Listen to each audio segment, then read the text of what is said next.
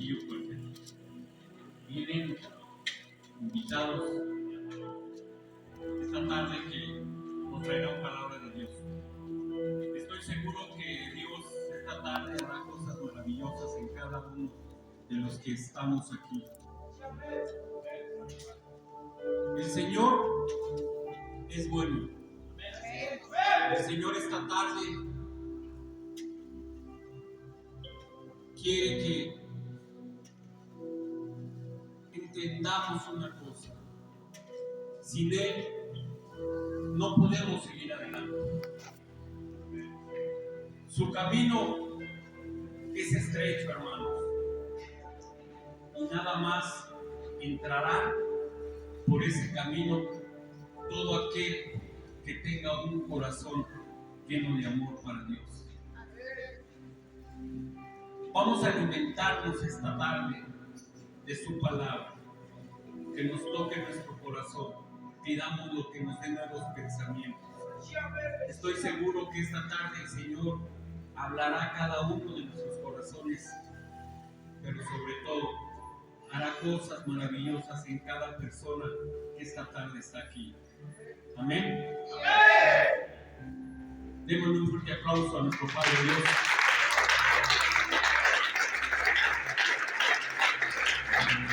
Y para mí es un gusto enorme recibir en este lugar a una persona a la cual estimo y que Dios ha permitido esta tarde que Él esté aquí, porque estoy seguro que por medio de Él Dios hablará y tocará corazones esta tarde. Amén. Vamos a darle un fuerte aplauso de nuevo a nuestro Padre Dios. Vamos a recibir a Josécita.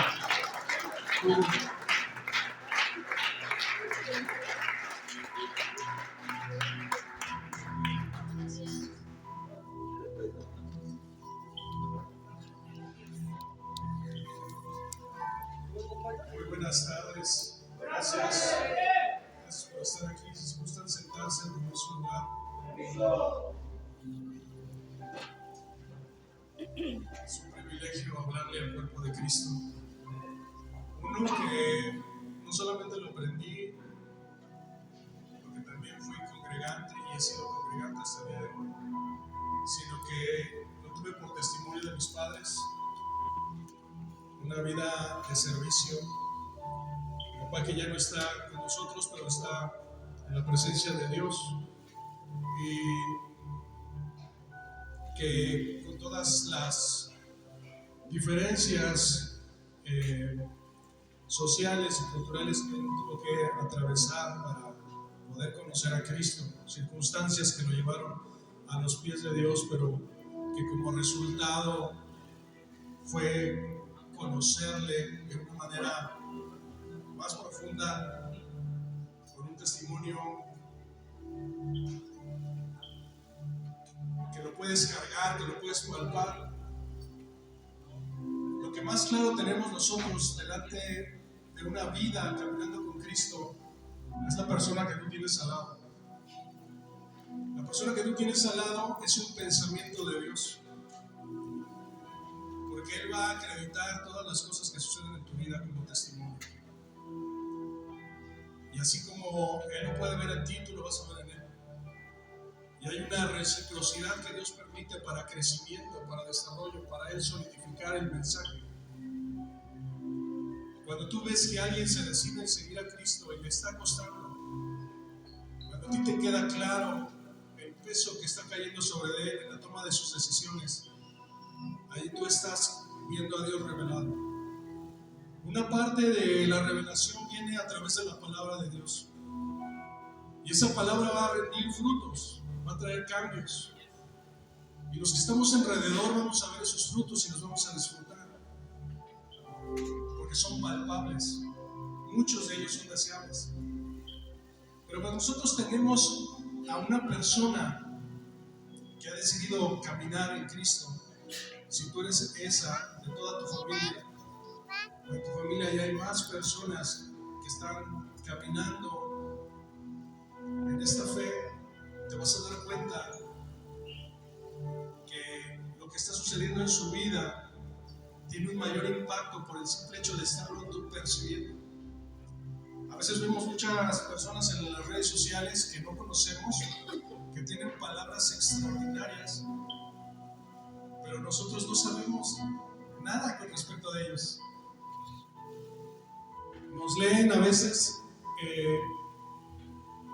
la misma Biblia y no hay sustancia, aunque las palabras son reales, aunque lo que están diciendo es una verdad, no hay esa sustancia de parte de Dios, porque no hay un precio que se está pagando.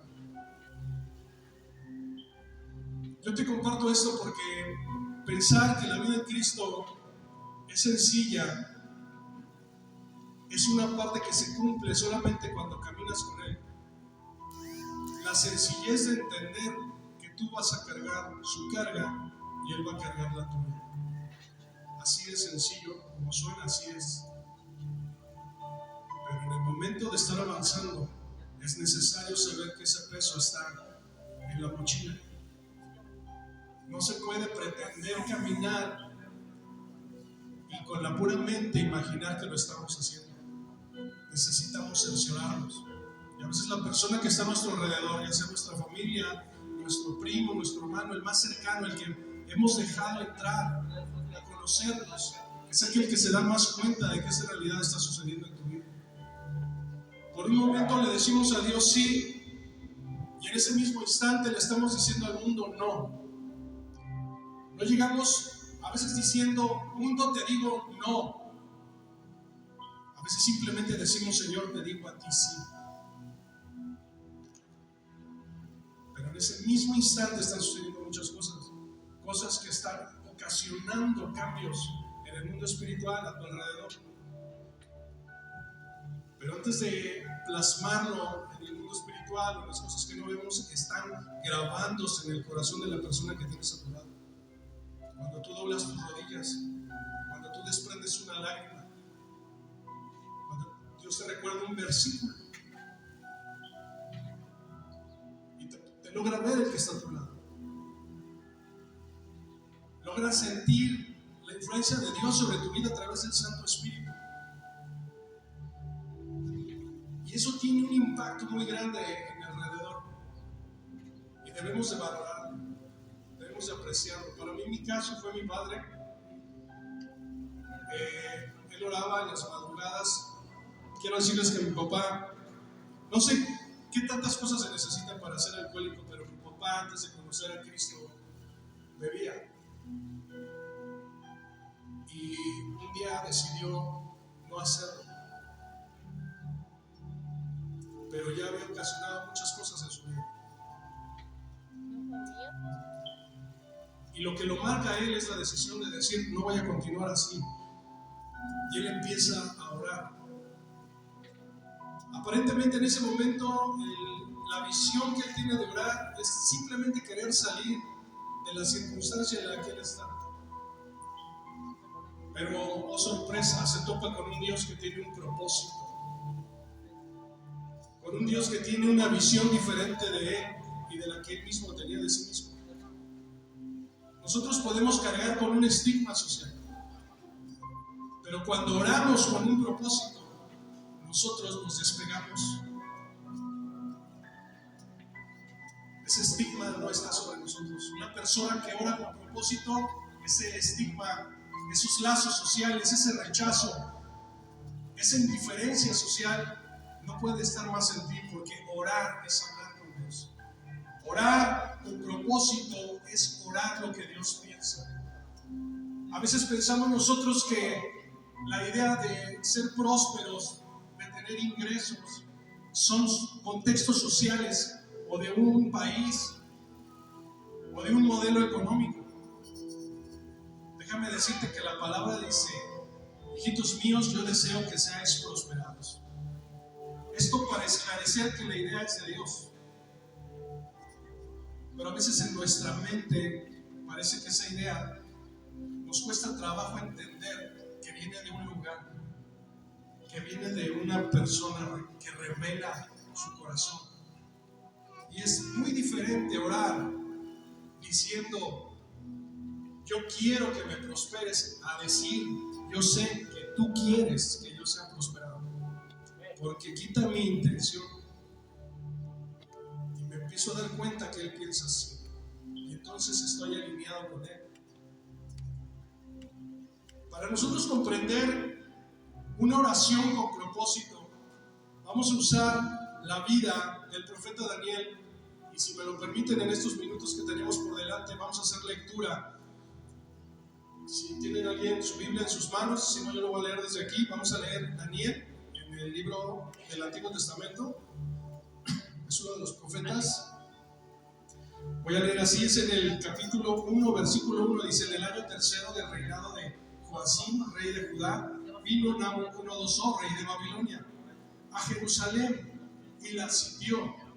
En el versículo 2 dice: y el Señor entregó en sus manos a Joacim, rey de Judá, y parte de los utensilios de la casa de Dios, y los trajo a la tierra de Sinar, a la casa de su Dios, y colocó los utensilios en la casa del tesoro de su Dios. Quiero que veas que cuando nosotros pensamos que estamos tomando decisiones, hay un Señor que es dueño de todo, el cual se acredita en la palabra que por su mano, por su voluntad, fue sometido a un rey, y que le fueron quitadas cosas aún del templo. A veces no entendemos por qué Dios nos detiene. Es algo que a veces no logramos compaginar con la palabra. Entendemos que Dios nos ama, pero a veces no entendemos lo que le va a ser necesario a Él hacer que tú le escuches, mostrarse Él en tu vida. A pesar de las decisiones que tú y yo tengamos, lo que va a tomarle a Él para llevarte a un punto donde Él se pueda revelar a tu vida. La oración con propósito es aquella que entiende el corazón de Dios. El corazón de Dios, para todos los que hemos conocido la fe, está aquí. Leemos la palabra y entendemos quién es. No solamente obtenemos conocimiento, sino que nos damos cuenta que esta palabra es alguien, y que ese alguien tiene pensamientos. Cuando leemos estos versículos, nos damos cuenta que Dios tuvo que tomar una decisión a causa de los pensamientos de su pueblo, y los entrega a un rey. Dentro de esta toma que hace el rey Nabucodonosor, manda a tomar a los más jóvenes de los reyes para su servicio. En ese momento la vida de Daniel estaba siendo sustraída. Daniel es un profeta mayor. Daniel es una persona que vivía en el linaje del pueblo de Jerusalén, de la casa de Israel, pero él fue secuestrado. La vida de este gran profeta, sus visiones son en momentos de cautividad, son en momentos donde él es esclavo, son en momentos donde él es extraviada su identidad y aún su lenguaje. No es un momento donde él pudiera decir: estoy en mi ciudad. No es un momento donde él pueda decir: tengo un descanso. Está en una situación donde es secuestrado en su propia identidad. Algunos doctos de la palabra dicen que él fue castrado. Es muy complicado entender la vida de Daniel, porque a veces solamente colocamos las visiones y la capacidad de revelación que él tenía como si todo eso cubriera, pero es solamente un aspecto de su vida. No podemos omitir lo que estaba pasando en él.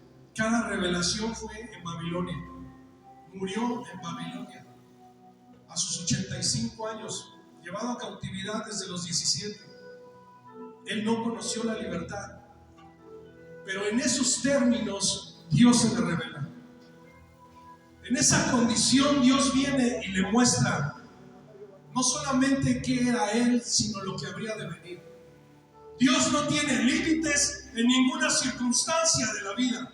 Dios no se conduce con los tópicos que lo hace la sociedad. Dios vino a lo despreciado, a lo vil. Dios levanta lo caído. Dios toma lo sencillo, lo simple, y lo convierte para su gloria. Dios no tiene límites. Dios no tiene límites.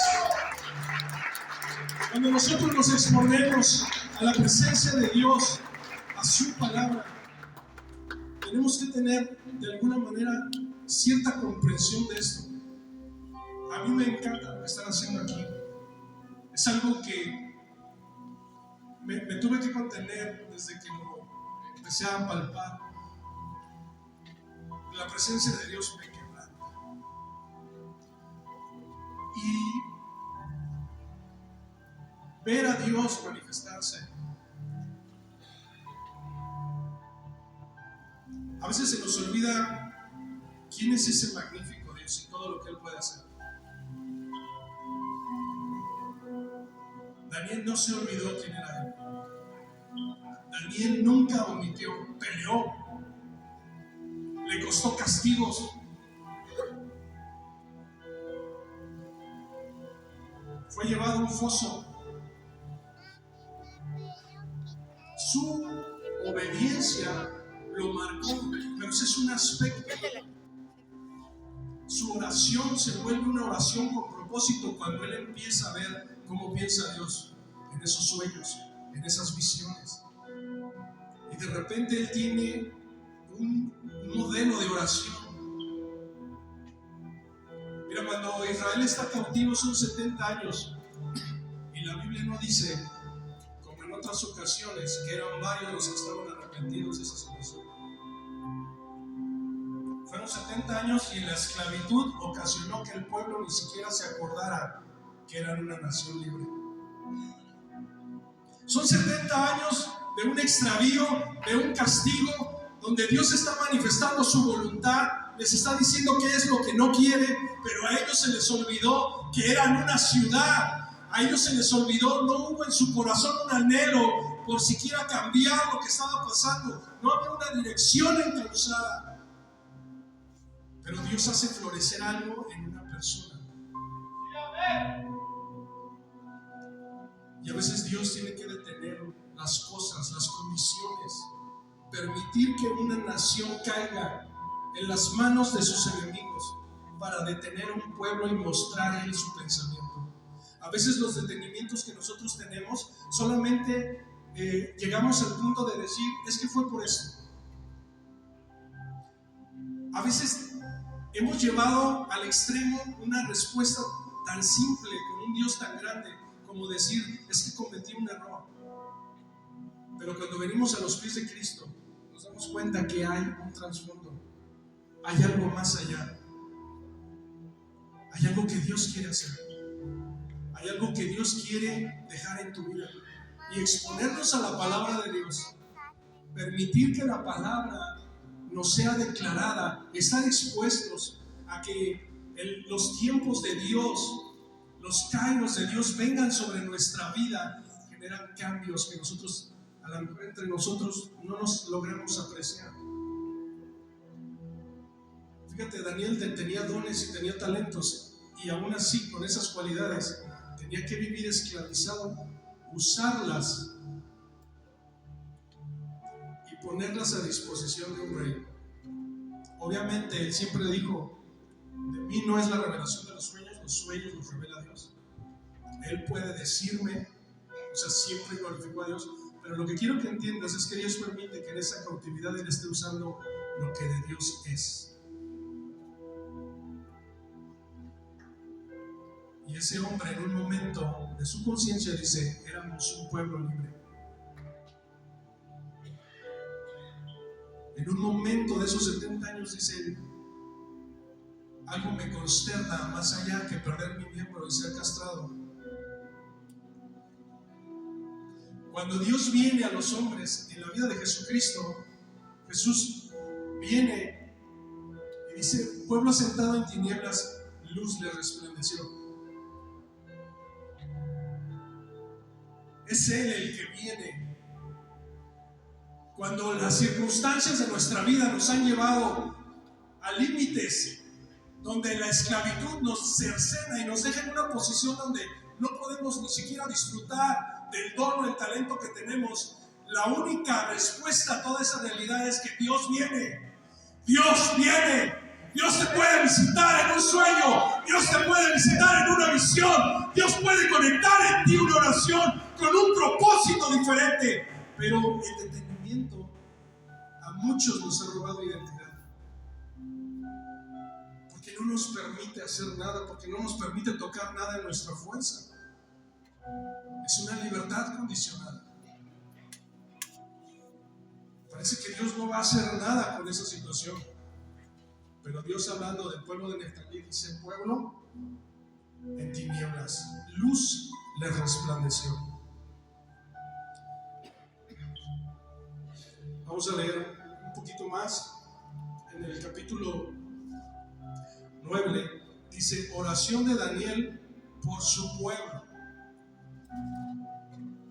Nótese que para tener una oración con propósito vas a tener que posponer lo que tú quieres, a menos que ya hayas entendido que lo que tú quieres para Dios es una añadidura dártelo. Hay una gran diferencia entre las personas que están aquí y las que estamos allá afuera. Muchos allá afuera vivimos en el engaño de que estamos construyendo para alcanzar algo.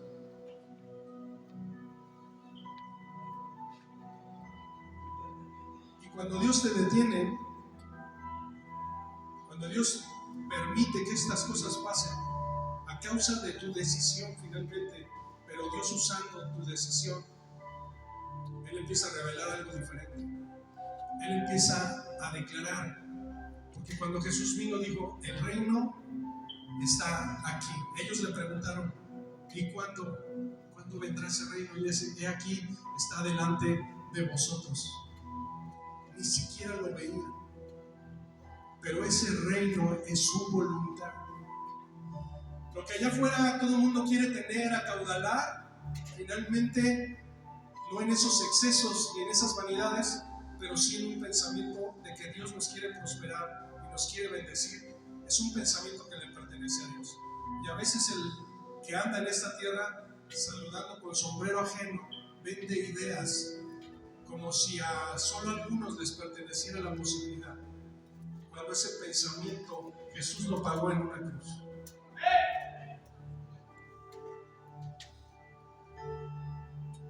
Vamos a leer parte de lo que es la oración y vamos a darnos cuenta cómo la oración con propósito empieza a redirigir la voluntad de Dios que está en los cielos a la tierra. Dios quiere que recuperen su tierra. Dios quiere que recuperes tu vida. ¿Me escuchas? Pero no así como tú lo buscaste, no así como tú experimentaste. Pero la idea es de Dios. Grábatelo bien, la idea es de Dios. Y déjame decirte, esa tuvo un precio en la cruz. Porque no es simplemente que yo me pare aquí y lo lea. Es un pensamiento de Dios restituir la vida. Es un pensamiento de Dios levantar lo que está muerto. Es un pensamiento de Dios. Yo le digo a Ezequiel: háblale a este valle de huesos secos y declara vida sobre ellos. Entonces la idea de resarcir, de restituir, solamente le pertenece a Él. Aunque tú y yo podamos tener ese anhelo, la cosa va a cambiar en tu oración cuando tú comprendes que esa idea es una idea de Dios. Porque ya no vas a estar peleando. Porque lo que estás pidiendo ya no va a ser una carga tuya, como si hasta cuando, vamos a decirlo así, hasta cuando salgas de aquí va a comenzar eso. Esto ya comenzó. Esto comenzó hace 2000 años. A veces nos cuesta trabajo entender y llegamos a un momento en el tiempo cuando nosotros decimos: pero es que ya son muchos errores, es que ya es mucho lastre el que he cargado, son muchos problemas. Pero Dios aminoró la carga en Cristo Jesús y lo inalcanzable se vuelve entonces una posibilidad por los méritos de la cruz. Aún en la fe se vuelve muy complicado este tema. porque pensamos que nosotros de verdad tenemos que hacer algo. Y lo único que tenemos por delante es la rendición.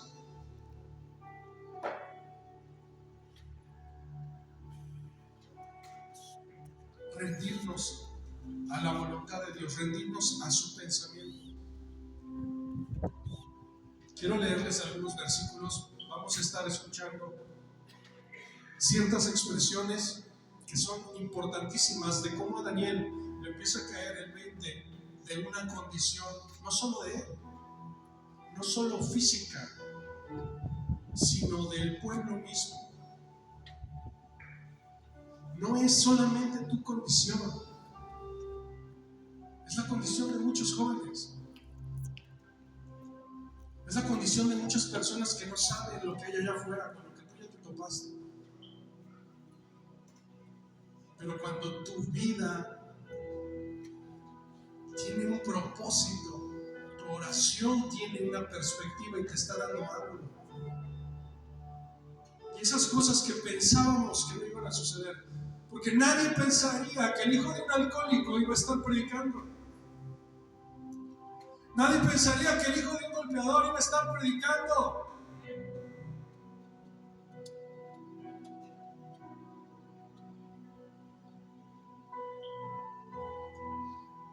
En nuestra sociedad decimos hijo de tigre pintito.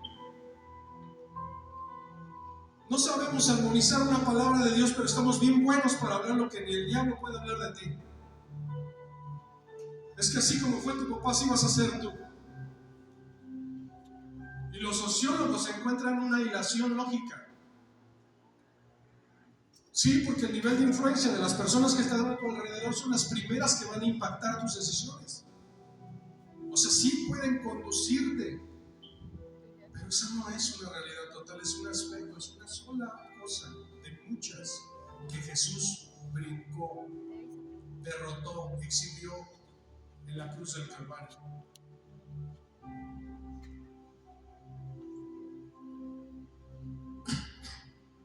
Mi papá me dio varias oportunidades de estudio y como no tenía más opciones las tuve que aprovechar porque yo no veía más.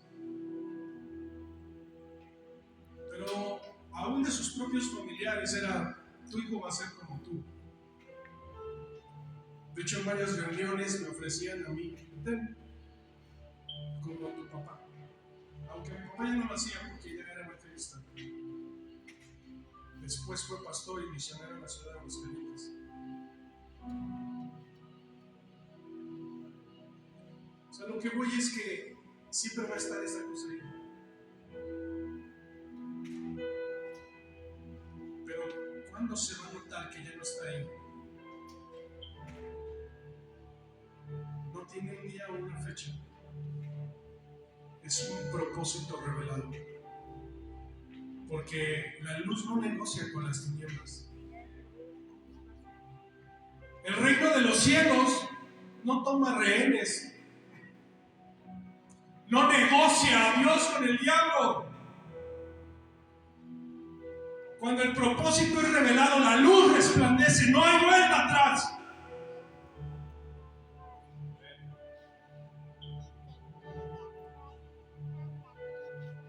Cuando el entendimiento se abre, es como cuando yo he visto mucho en eso,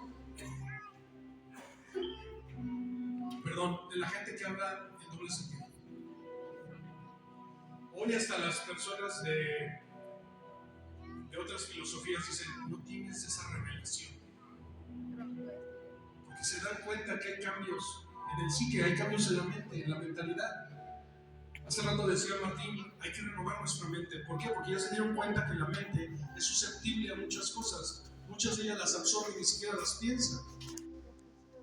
Simplemente las absorbe. Y a veces se conducen así entre el argot social. Dicen: es que tú no tienes esa revelación, tú no entiendes eso. Como cuando te dicen: es que esta pastilla, no, tú no entiendes eso. Como si tu mente lo desconoce, no tienes esa revelación. Que no estamos hablando de cosas mundanas, pero lo que estoy diciendo es que tu mente funciona así, se engancha así y se queda con ciertas cosas y una lucidez que no viene de Dios. De la luz que te estoy hablando es la que viene de arriba. Toda dádiva y todo don perfecto proviene del Padre de las luces. Toda dádiva y todo don perfecto proviene del Padre de las luces, el cual no tiene sombra de variación. Él es el mismo ayer, hoy y por los siglos. La autoridad viene de arriba.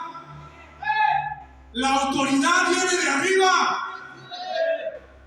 Aquí hay gente que se endiosa, pero la autoridad viene de arriba. Mira, quiero decirte una cosa: los malos, cuando quieren hacer algo malo, saben a dónde ir. ¿Tampoco no? La pregunta es si los buenos a dónde van cuando quieren ser más buenos. ¿Los buenos a dónde van? Los buenos, ¿qué oportunidad tenemos por delante?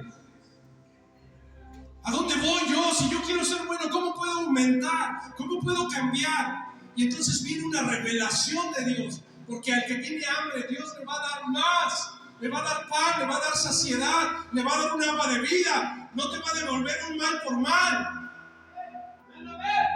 Dios no retrocede, el reino no va a retroceder, no se va a echar hacia atrás. La luz viene y las tinieblas se disipan ante su presencia.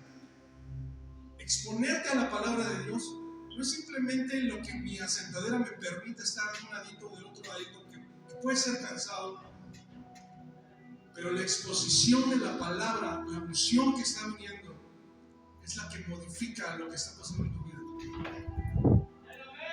Y vete con esta verdad: el reino de los cielos no negocia. Yo no veo a un Jesús preguntando si Satanás está de acuerdo. De hecho, Satanás estaba buscando acabar con su vida, pero si él hubiera entendido que por matarlo lo iba a hacer rey, no lo mata.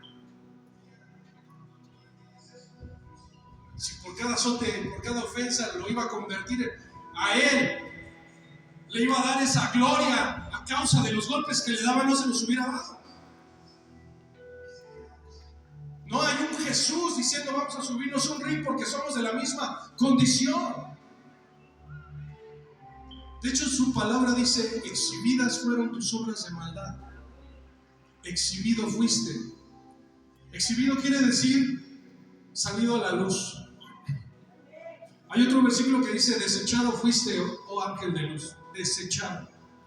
Mira, esta servilleta no está como cuando están las originales, así nuevecitas, extendidas. Pero lo que le dice Isaías a ese ángel de luz es: desechado fuiste, oh ángel de luz. La razón por la que existías ya no es. Desechado fuiste. Exhibidas fueron tus obras.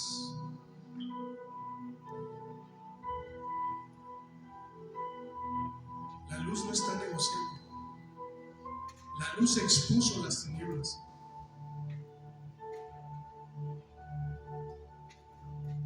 Cuando la verdad de Dios está en nosotros, como está en tu vida, ya solamente eres tú si decides caer en lo mismo. Porque no te has dado cuenta que Dios no jugó con nadie. Dios no tiene rivales. A veces en la ignorancia nos oponemos, pero Dios no tiene un rival. Vamos a leer del versículo 9, el 13 dice: conforme está escrito en la ley de Moisés, todo el mal vino sobre nosotros y no hemos implorado el favor de Jehová, nuestro Dios, para convertirnos de nuestras maldades y entender su verdad. Fíjate otra vez: conforme está escrito en la ley de Moisés, orando, todo este mal vino sobre nosotros, mas nosotros no hemos implorado el favor de Dios. Está diciendo que la condición de esclavo los ha rebasado. Es como una súplica donde le dice a Dios: Dios, ya no tenemos un propósito por el cual orar. Ha sido tan difícil la esclavitud que ya no sé por qué orar. Ya no me veo saliendo. Ya no tengo la fuerza Ya no tengo ni siquiera una visión mía en la que yo pueda decir, me veo saliendo de esa situación.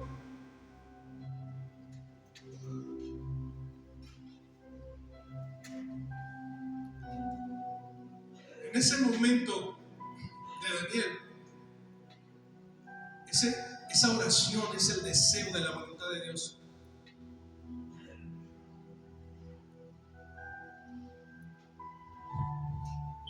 En algunos de ustedes, yo creo que en todos, pero en algunos ya se acabó eso.